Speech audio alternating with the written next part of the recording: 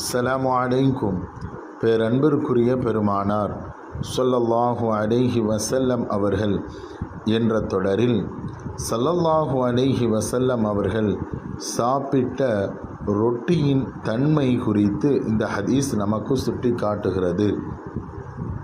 ஆயிஷா ரதியல்லாஹு அன்ஹா அவர்கள் கூறுகிறார்கள், அல்லாஹுவின் தூதர் ஸல்லல்லாஹு அலைஹி வஸல்லம் அவர்கள் மரணிக்கும் வரை முஹம்மது ஸல்லல்லாஹு அலைஹி வஸல்லம் அவர்களின் குடும்பம் பத்தார் கோதுமை ரொட்டி உணவை தொடர்ந்து 2 நாட்கள் வயிறு நிரம்ப சாப்பிட்டதில்லை என்று ஆயிஷா ரதியல்லாஹு அன்ஹா அவர்கள் கூறுகிறார்கள். இந்த நிலை நபி ஸல்லல்லாஹு அலைஹி வஸல்லம் அவர்கள் மதீனாவில் தங்கத் தொடங்கியது முதல் உலகை விட்டு பிரியும் கடைசி நிமிடம் வரை இவ்வாறு தான் வாழ்ந்தார்கள். நபி ஸல்லல்லாஹு அலைஹி வஸல்லம் அவர்கள் தமது வாழ்நாளில் இறுதி கட்டத்தில் தமது குடும்பத்திற்காக ஓராண்டிற்கு தேவையான உணவுகளை சேமித்து வைத்தார்கள் என்ற ஹதீஸ் நமக்கு சுட்டி காட்டுகிறது.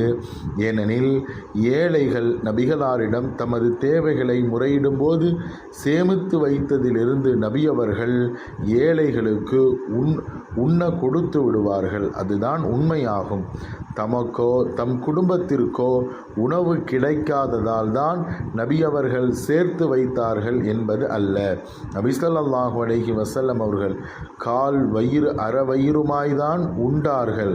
மாறாக கிடைத்ததை பிறருக்கு வழங்கிவிட்டு வயிறு நிரம்ப உண்பதை விரும்பாது உலக பற்றற்ற வாழ்வுதான் ஸல்லல்லாஹு அலைஹி வஸல்லம் அவர்கள் வாழ்ந்தார்கள்.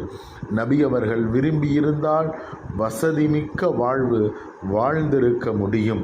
ஏனெனில் உஹது மலையை தங்கமாக ஆக்கி தரட்டுமா என்ற பொழுது கூட ஸல்லல்லாஹு அலைஹி வஸல்லம் அவர்கள் மறுத்துவிட்டார்கள்.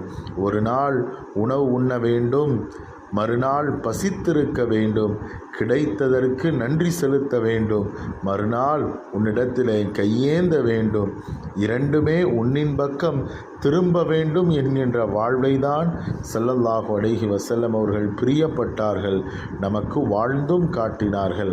அதுதான் இறைவனை நோக்கிய வாழ்வு, அதுதான் இறை பொருத்தமிக்க வாழ்வாகும். அஸ்ஸலாமு அலைக்கும்.